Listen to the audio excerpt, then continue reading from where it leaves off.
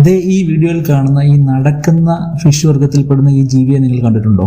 കടൽ റോബിൻസ് എന്നറിയപ്പെടുന്ന ഒരു അസാധാരണമായിട്ടുള്ള ഒരു ജീവിയാണിത്. ഇതിന്റെ ശാസ്ത്രീയ നാമം എന്ന് പറയുന്നത് പ്രയോനെറ്റസ് കാർലനൈസ് എന്ന് പറയുന്ന ഒരു ജീവിയാണിത്.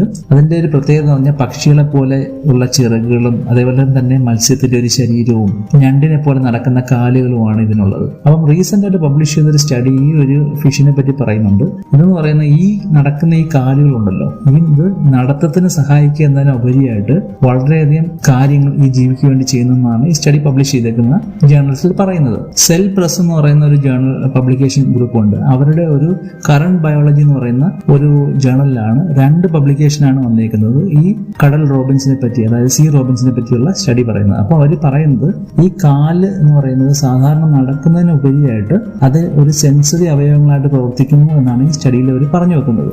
ഈ സ്റ്റഡിയിൽ അവർ പറയുന്നത് നമ്മൾ മനുഷ്യർക്ക് കൈകാലുകളുടെ വികസനത്തിന് കാരണം